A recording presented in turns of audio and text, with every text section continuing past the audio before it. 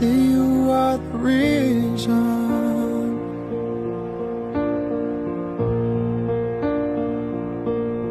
There goes my hand shaking, and you are the reason. My heart keeps bleeding, but I need you now. And if I could turn back the clock, I'd make sure the light defeated the dark. I'd spend every hour of every day keeping you safe, and I'd climb every mountain and swim every ocean just to be with you and fix what I've broken. Oh, 'cause I need you to see that you are the reason.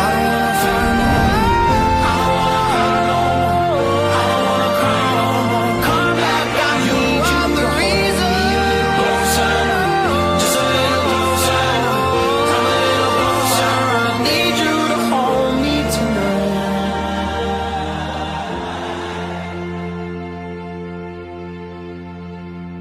I'd climb every mountain and swim every ocean just to be with you and fix what I've broken. 'Cause I need you to see that you are the reason.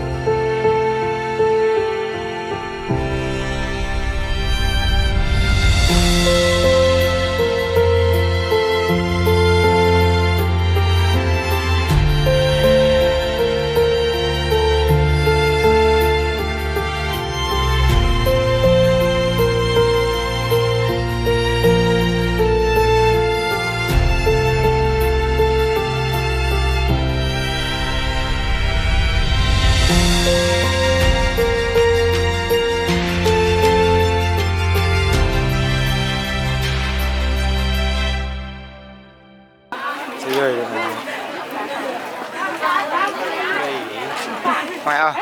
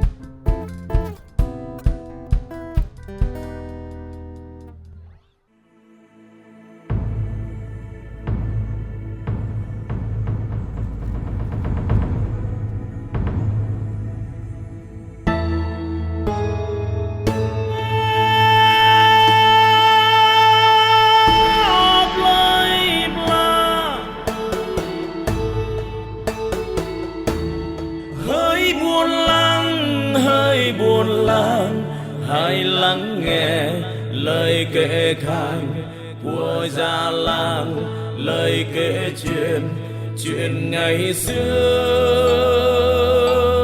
chuyện ngày xưa.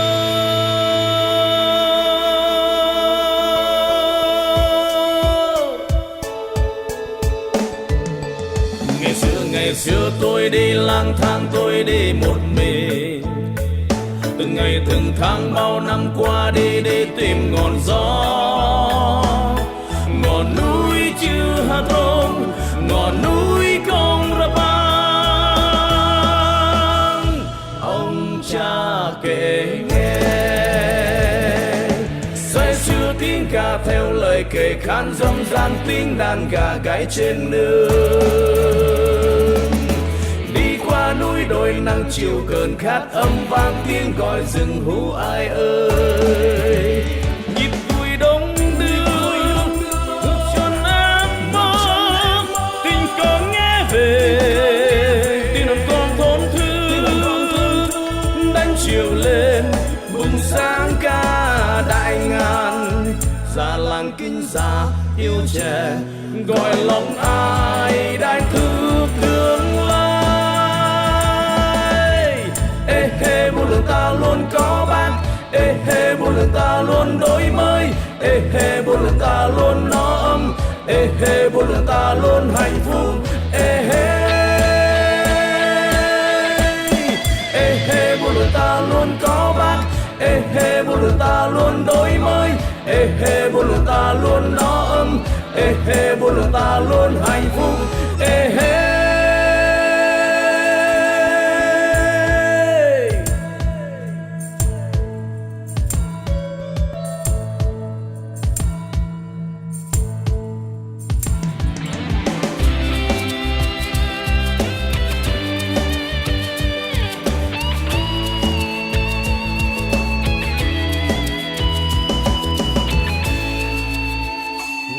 Ngày xưa tôi đi lang thang, tôi đi một mình, từng ngày từng tháng bao năm qua đi để tìm ngọn gió,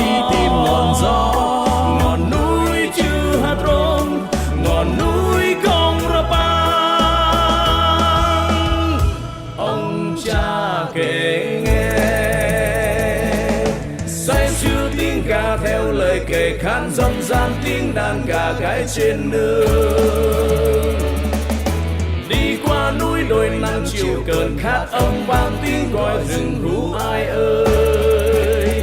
Nhịp vui đông đưa ngược chốn em mơ tình cầu nghe về tình đàn con thốn thương đánh chiều lên bừng sáng ca đại ngàn.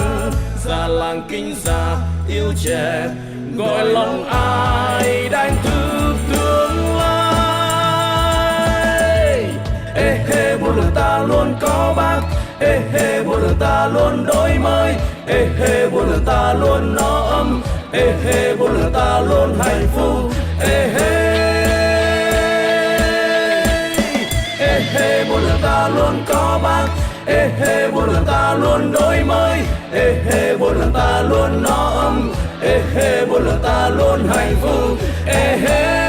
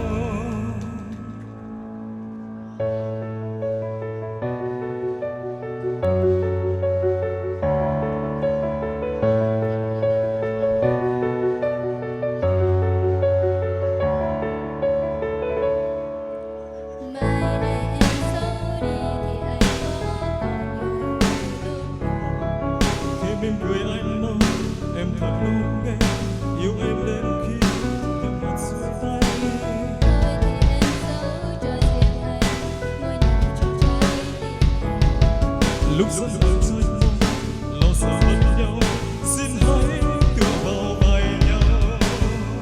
Từ đây em không còn khóc, không còn những ngày em về một mình đơn côi. Em đã có anh sớm chia những buồn vui. Lòng em luôn luôn nguyện ước cho dù năm tháng thay đổi tình thơ vẫn sẽ. Ngày mai ta là của nhau. Từ đây em không còn khóc, không còn những ngày em về một mình đơn côi. Vì sợ bên em đã có anh sớm chia những buồn vui. Lòng em luôn luôn nguyện ước cho dù năm tháng thay đổi tình thơ vẫn sẽ. Mãi mãi ta là của nhau.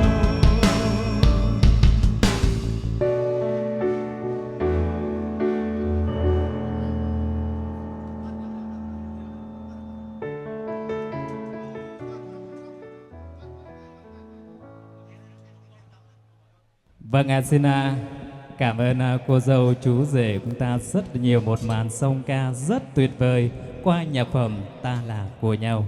Cảm ơn rất nhiều. Kính thưa quý vị thân mến, trên sân khấu tình yêu chúng ta lúc này đây là sự xuất hiện hai gương mặt quan trọng nhất ngày hôm nay. Đó là chú rể Phu Trung và cô dâu Trâm Hờ Ươm. Một lần nữa xin mời toàn thể quý vị chúng ta cùng hướng mắt về sân khấu và hãy dành cho họ một tràng pháo tay thật lớn, thật nồng nhiệt đi ạ. Kính thưa quý vị thân mến, cô dâu chú rể chúng ta có niềm vui ngày hôm nay. Chúng ta không thể nhắc đến những bậc làm cha, làm mẹ, những đấng sinh thành tạo dựng làm nên hạnh phúc của ngày hôm nay. Và sau đây sẽ được trân trọng kính mời sự hiện diện của hai bên gia đình nhà trai và gia đình nhà gái. Chúng ta khẩn trương bước lên sân khấu để ra mắt toàn thể quý vị trong buổi trưa ngày hôm nay. Trân trọng kính mời. Về phía gia đình nhà trai sẽ được trân trọng kính giới thiệu các ông Cờ Sao Uy và bà Pui Hơi Giái đến từ làng Bà Lang 2, xã Gia Tê, huyện Gia Rai, tỉnh Gia Lai, là song thân của chú rể Phu Trung. Và sẽ được trân trọng kính giới thiệu tới toàn thể quý vị khách quý trong buổi trưa ngày hôm nay sự hiện diện của gia đình nhà gái các ông Rê Trâm Rí và bà Cờ So Hờ Loan đến từ làng Bà Lang 1, xã Gia Tê, huyện Gia Rai, tỉnh Gia Lai, là song thân của cô dâu Rê Trâm Hờ Ươm. Mấy đồng thơ tại trường ca nạp trường tôm rộp mỹ ma đam mê đã cây tòa các làng sân phao chẳng mà khram ở phía bằng mấy đồng thơ tăng hàng sân đỏ của nhau rồi câu ở phía bằng mấy đồng thơ ta pa tangan prang hvat tanga.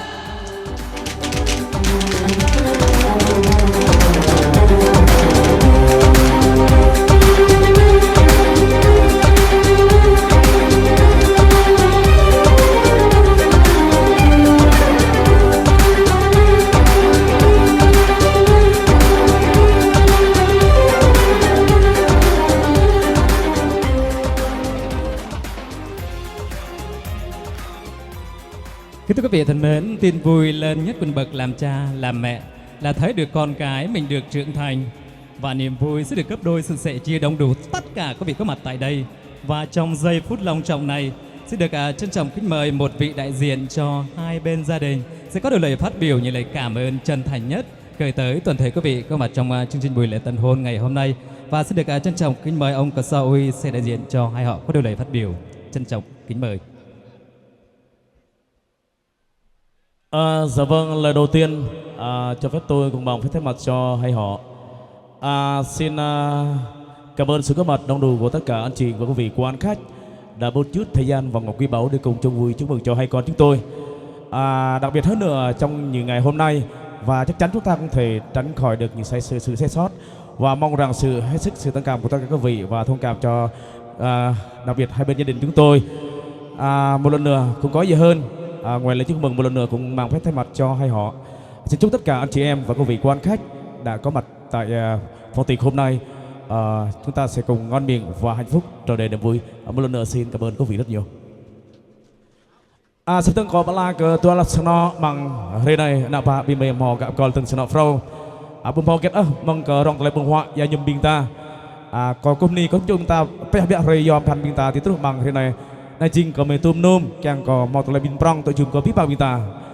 cắt kém chẳng lạc lại tại lại có biết bạn ta mò bịa bịa hay yom bị mò vừa mọc lại cái đó chẳng lạc lại mấy cái nôngปลากสนอตะชาวตึงกับกลุ่มนี้ก็ช่วงริมโจปินตาบางสาไรแฮมละดึกนัวไรแฮมริจันแต่เบิ่งไกรทำบิดกับสนอวัดกับบิงตามอตัวปะต่อยอดต่อยืนสับตึงกลุ่มนี้ก็พี่บางตาบางอะไรหน่อย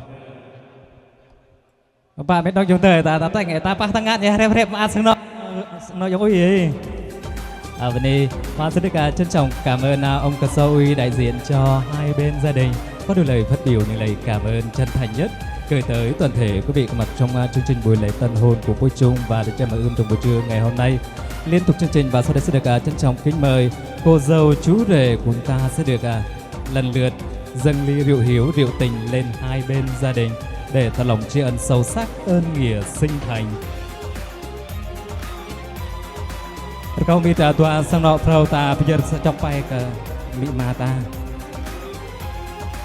Chẳng có bố mang ta lấy khát ke nek nih mereka lima ta bak bem jem rong ta mang ta pet bố prong no bro tetam ho sang nọ tor kai mengenai.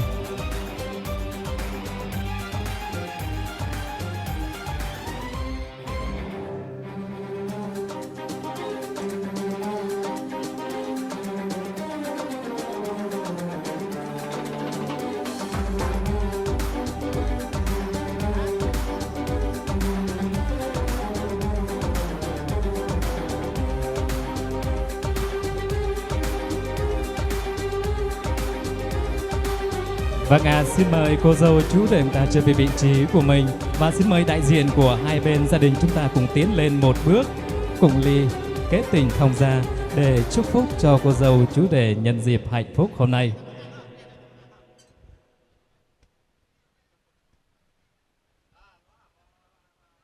Sepertengah rekau api pang met nong jong teu ta lang berkenap na ta pah tangan prong keseng nok nyawa tengah.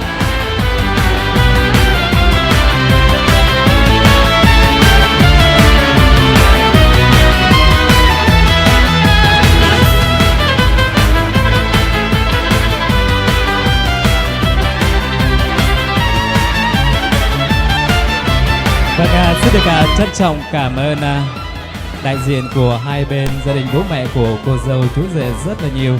Và bây giờ xin mời đại diện của hai bên gia đình chúng ta trở về bàn danh dự của mình để nhận sự chúc mừng của tất cả các vị trong buổi trưa ngày hôm nay. Cảm ơn rất nhiều.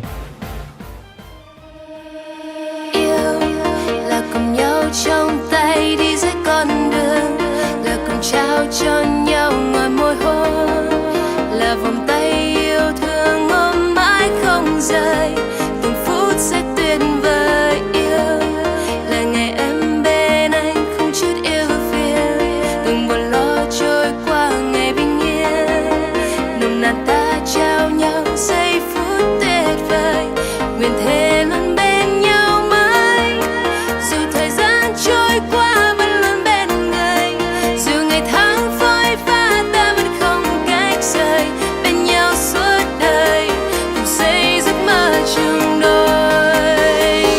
Hãy bên em thật gần nhé anh, để cảm nhận những yêu thương từ trong trái tim này dành hết cho người. Hãy chờ. Thưa quý vị thân mến, có hai cách để đăng ký tham gia chương trình của chúng tôi.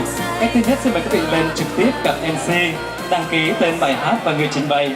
Cách thứ hai xin mời quý vị chúng ta hãy cầm điện thoại của mình và hãy soạn tin nhắn theo cú pháp tên bài hát và người trình bày gửi qua tổng đài số ban nhạc chúng tôi 0989608507. Ban nhạc chúng tôi sẽ luôn cập nhật những tin nhắn tất cả quý vị.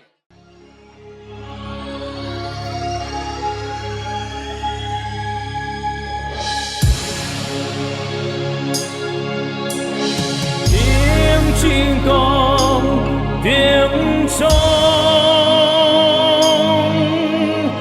vang khắp rừng Tây Nguyên,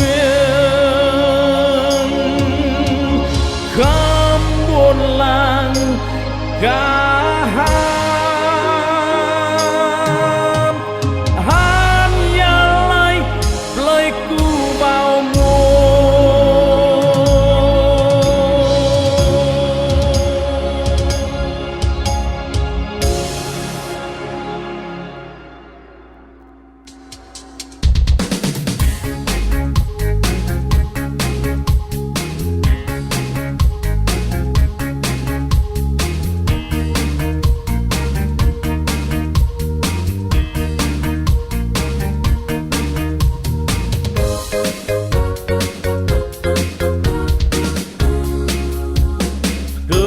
dòng tháng ba, đất ba gian chuyện mình cởi cao su ngủ yên, đôi che xanh đợi chờ cơn mưa dòng đến đâu, đất chuyện mình sinh sôi.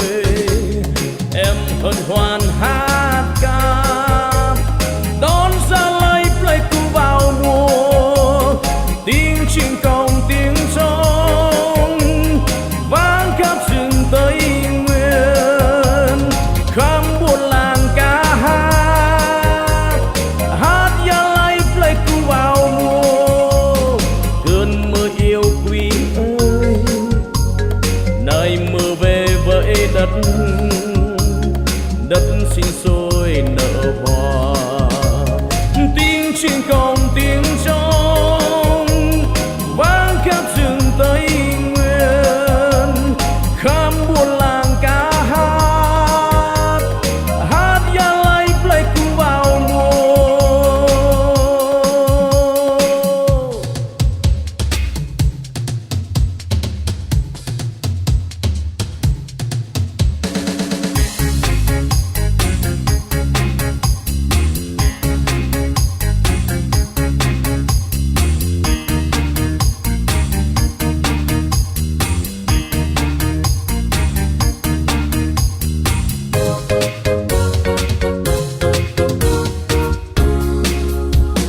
Cơn mưa dòng tháng ba, đất ba gian chuyện mình cởi cao su ngủ yên, đôi che xanh đợi chờ cơn mưa dòng đến đâu, đất chuyện mình sinh sôi.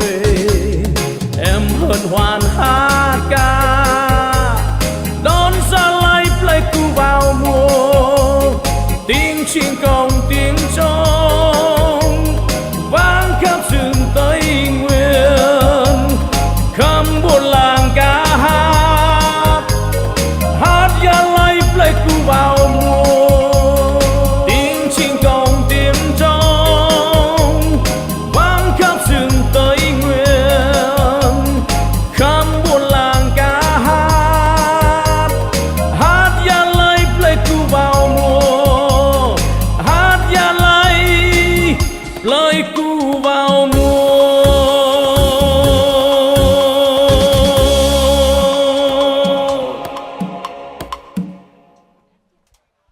Kính thưa quý vị thân mến, để mở đầu cho chương trình nhạc hội chúc mừng cho cô dâu chú rể Pối Trung và chăm ươm trong buổi trưa ngày hôm nay, một tiết mục theo sự yêu cầu của gia đình cũng như tất cả quý vị.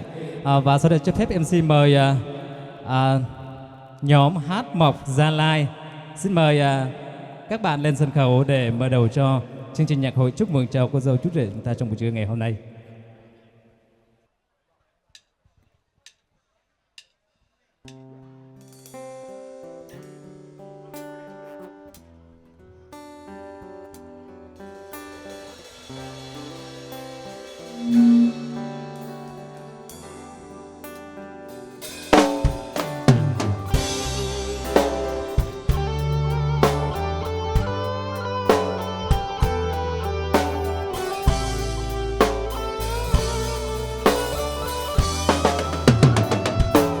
Ly cà phê như muốn nói cùng em câu gì. Ly cà phê như muốn hát cùng em câu gì.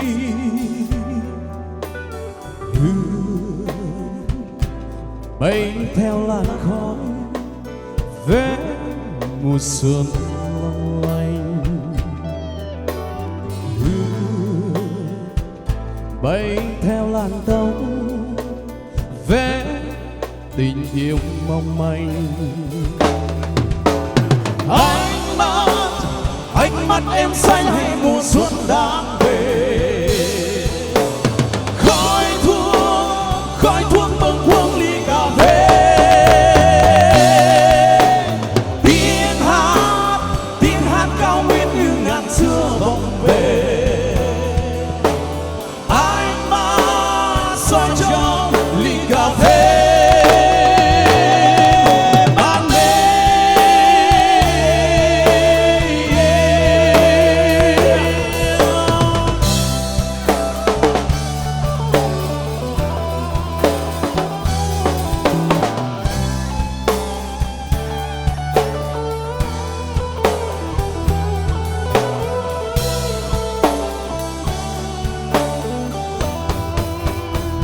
mãi mê theo câu hát nỗi buồn rất xa gần.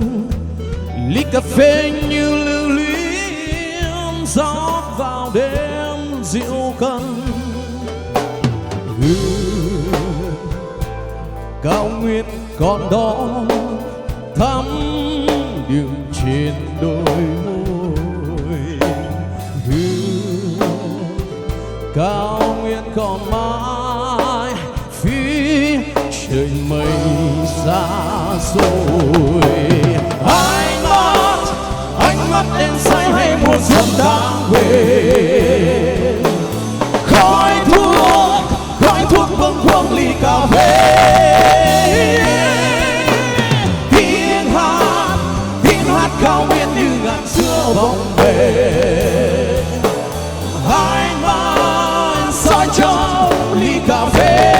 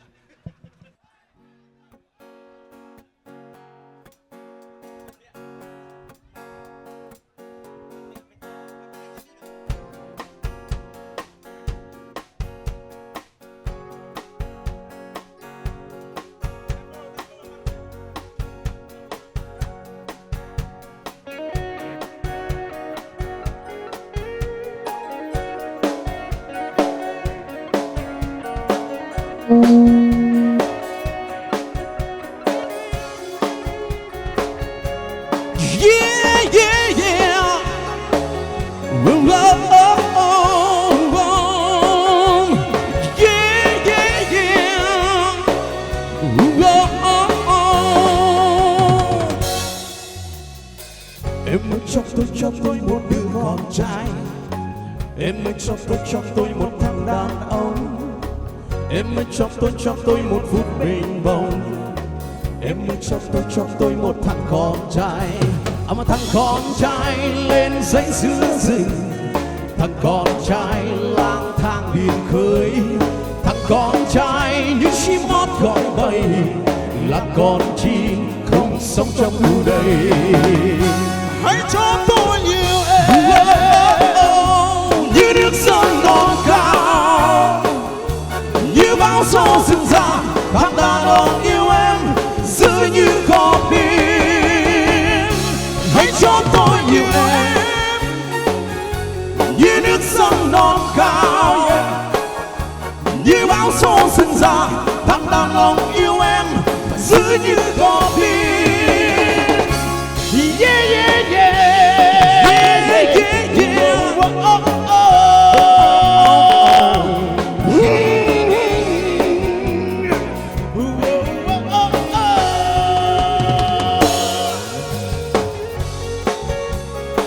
Cho anh xin đứa con trai nhá.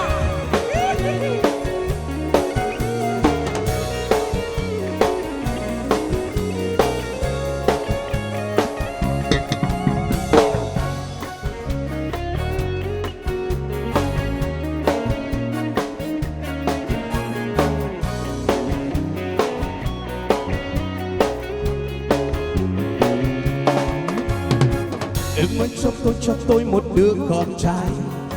Em ơi cho tôi một thằng đàn ông. Em ơi cho tôi một phút bồng bồng. Em ơi cho tôi một thằng con trai. Mà thằng con trai lên dãy giữa rừng. Thằng con trai lang thang biển khơi. Thằng con trai như chim hót gọi bay. Là con chim không sống trong khu đây. Hãy cho tôi yêu em như nước sông non cao, như bão gió rừng già. Thằng đàn ông yêu em giữ như con tim. Hãy cho tôi yêu em, như nước sông non cao, như bão gió rừng rạc thăm đàn ông yêu em mà giữ như con tim. Oh yeah yeah yeah yeah, oh oh oh oh, yeah yeah yeah, oh oh oh oh. Em hãy cho tôi một thằng con trai.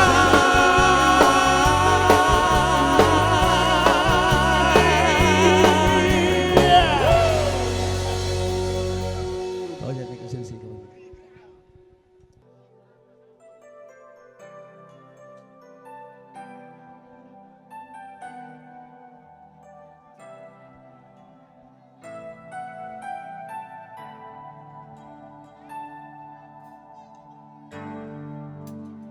góc phố nơi hẹn cành ngọc lan xòa bóng tờ hương bát ngát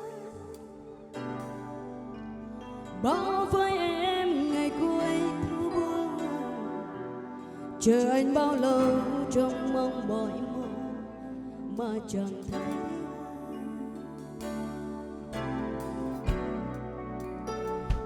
Lần đầu em mới quen anh vẫn cây ngọc lan xòa bóng mát và ngát hương thơm đôi ta đã hẹn một nhành lan anh hãy cho em đêm mai làm một chút thương ngày cuối thu sẽ mãi mãi yêu anh là thế và sẽ mãi mãi hương ngọc lan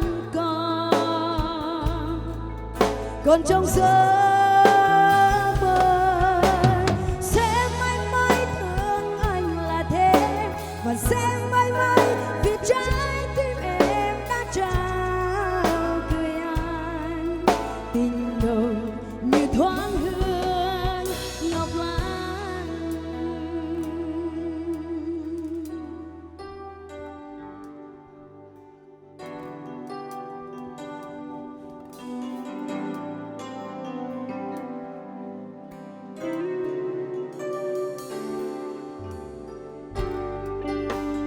Góc phố nơi anh hẹn cành ngọc lan xòa bóng mát tờ hương bát ngát bao với em ngày cuối thu buông chờ anh bao lâu trong mong gọi mòn mà chẳng thấy anh. Từ lần đầu em mới quên anh vẫn cây ngọc lan xòa bóng mát và ngát hương thơm đôi ta đã hẹn một nhành lan anh hãy cho em để mãi là một chút hương ngày cuối thu sẽ mãi mãi yêu anh là thế và sẽ mãi mãi hương ngọc lan còn trong giấc mơ sẽ mãi mãi thương anh là thế và sẽ mãi mãi vì trái tim em đã trao gửi anh tình nồng như thoáng hương lụi tàn hương lan bay xa một trưa cuối thu thương anh yêu anh góc phố nơi hẹn hò mùi lan thơm ngát cùng gió sẽ tìm anh yêu đến lúc trong đông hoa thơm tàn để cho gió cuốn đi để mãi bâng khuâng nơi anh hẹn với em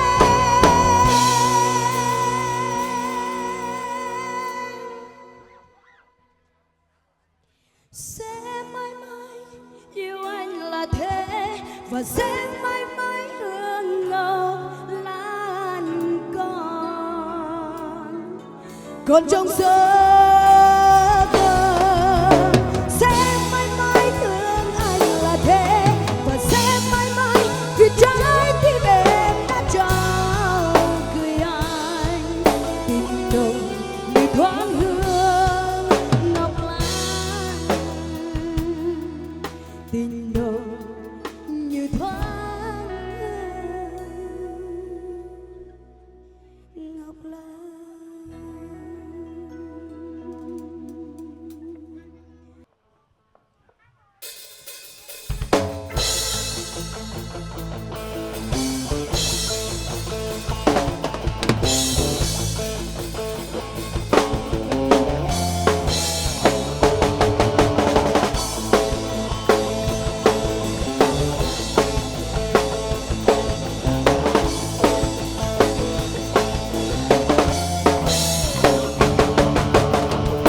lửa hồng còn bên ta, một ngọn lửa hồng sáng dịu dàng, một ngọn lửa hồng bồi hồi cháy ngay. Ôi cao nguyên em thương ai bên núi đang chờ ai.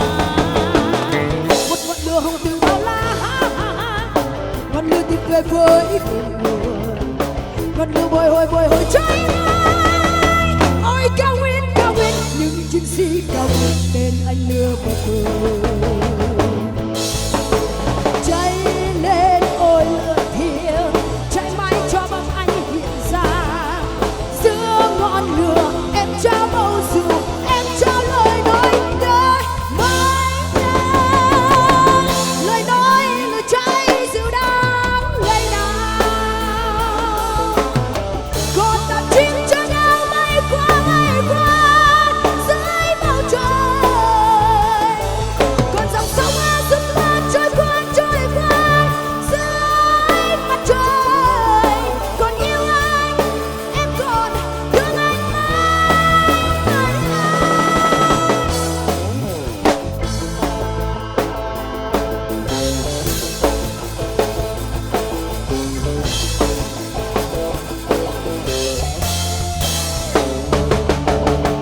Một ngọn lửa hồng còn bên ta, một ngọn lửa hồng sáng dịu dàng, một ngọn lửa hồng bồi hồi cháy ngay. Ôi cao nguyên em thương ai bên núi đang chờ ai. Một ngọn lửa hồng từ bao la, ngọn lửa tìm về với cội nguồn, ngọn lửa bồi hồi cháy ngay. Ôi cao nguyên những chiến sĩ cao nguyên bên anh lửa bờ cháy lên. Ôi lửa thiêng cháy mãi cho bóng anh hiện ra, giữa ngọn lửa em trao bầu rượu, em trao lời nói lời nói lửa cháy dịu đáng ngày nào. Còn đàn chim cho nhau bay qua dưới bầu trời, còn dòng sông rút qua trôi qua dưới mặt trời. Còn yêu anh em còn thương anh mãi người ơi. Cháy lên đi lửa thì cao nguyên, còn mãi trong ta tình yêu cao nguyên. Cháy lên đi lửa thì cao nguyên, còn mãi trong ta tình yêu cao nguyên. Cháy lên đi lửa thì cao nguyên, còn mãi trong ta tình yêu cao nguyên. Cháy lên đi lửa thì cao nguyên, còn mãi trong ta tình yêu cao nguyên. Cháy lên đi lửa thì cao nguyên, còn mãi trong ta tình yêu cao nguyên. Cháy lên đi lửa thì cao nguyên, còn mãi trong ta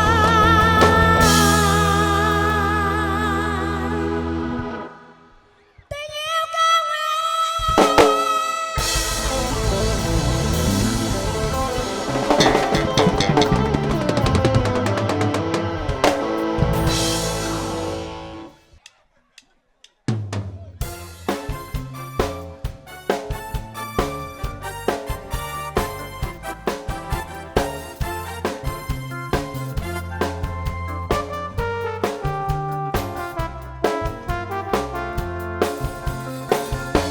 Theo gió heo mây đến gọi tìm, một trời ao tím trong mắt trên môi, như chiếc nôi em du cơn mong lành, gọi vầng trăng cũ sang cho hồn vui. Như cánh hoa đêm đông đưa đủ tình, gọi mời cơn gió vô cánh bay xa. Như cánh chim đêm bơ vơ một mình, trời bao nhiêu gió băng bao nhiêu buồn. Mùa hè vui đôi chân chớp cánh, tóc mây hồng màu mắt long lanh. Trời mùa đông môi em thắm nắng, tóc mây dài chân vui đường vắng. Rồi mùa xuân người thay áo mới, tóc mây hồng trò đáng thêm tươi. Rồi mùa thu xôn xao lá ôi, tóc mây buồn phủ hình tôi. Ôi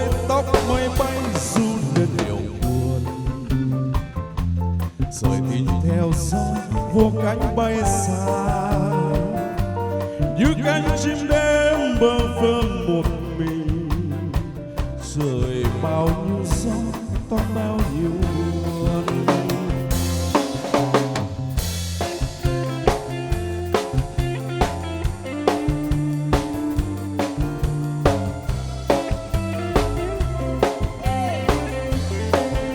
Xin quý cho nhạc vào đây được không ạ?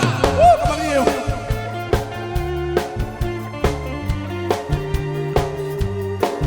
Cảm ơn anh rất nhiều. Cảm ơn anh nhiều. Theo gió he mây đến đêm gọi tìm, một trời ao tím trong mắt trên môi, như chiếc nôi em du cơn bọt lạnh,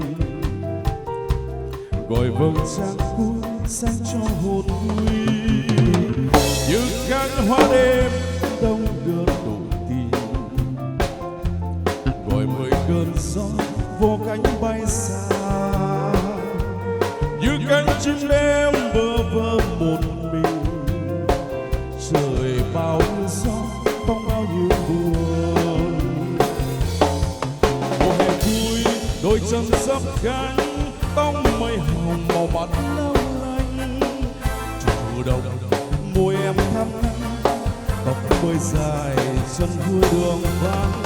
Rồi mùa xuân cây thay áo mới, tóc mây hồng trò nắng thêm tươi. Rồi mùa thu xuân sao la úa, tóc mây buồn khổ khiến tim tôi. Ôi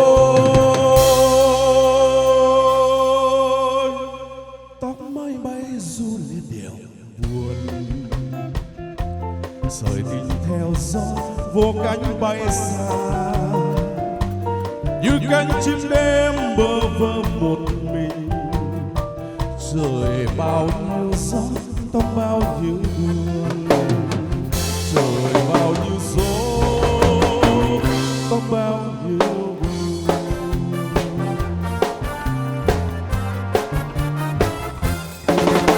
Vâng, xin cảm ơn rất nhiều.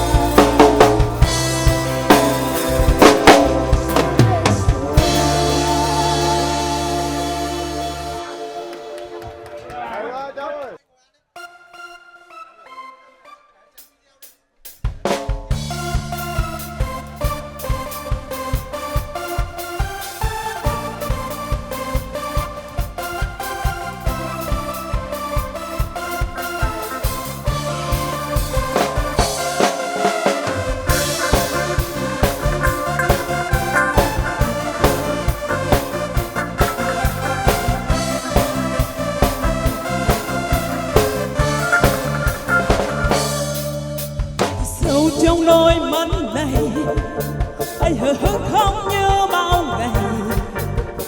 Phải chăng nơi chốn đây để anh vội đến và rồi vội đi.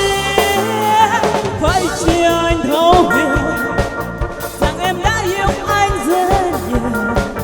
Nói đi anh mình, anh sợ anh muốn em phải sống sớm.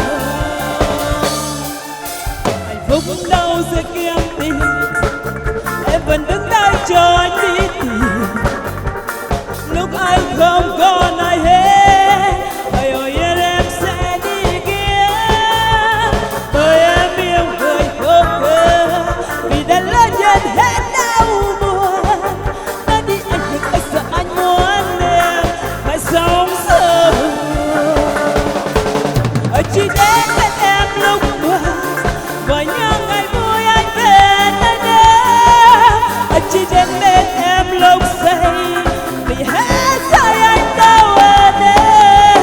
Em là ai đi qua chốn này, còn anh là ai trong cuộc đời em đây. Nói đi anh đừng ơi, vì sao anh để yêu em như vậy.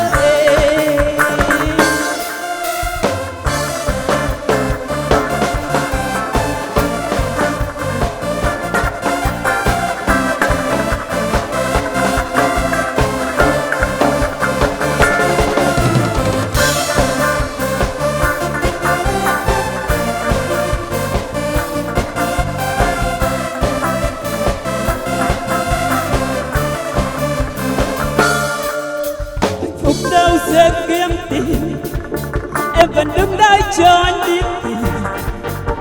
Lúc anh không còn ai hết, hãy ở yên em sẽ đi kia. Bởi em yêu người vô cơ, vì đã lỡ nhận hết đau buồn. Nói đi anh người ơi, vì sao anh để yêu em như vậy. Chỉ đến bên em lúc buồn và những ngày vui anh về nơi đâu. Chỉ đến bên em lúc say vì hết say anh đâu ở đây. Anh là ai đi qua chốn này, còn em là ai trong cuộc đời anh đây. Nói đi anh người ơi, vì sao anh đã yêu em như vậy. Chỉ đến bên em lúc buồn và những ngày vui anh về nơi đâu. Chỉ đến bên em lúc say vì hết say anh đâu ở đây. Anh là ai đi qua chốn này, còn em là ai trong cuộc đời anh đây. Nói đi anh người ơi, vì sao em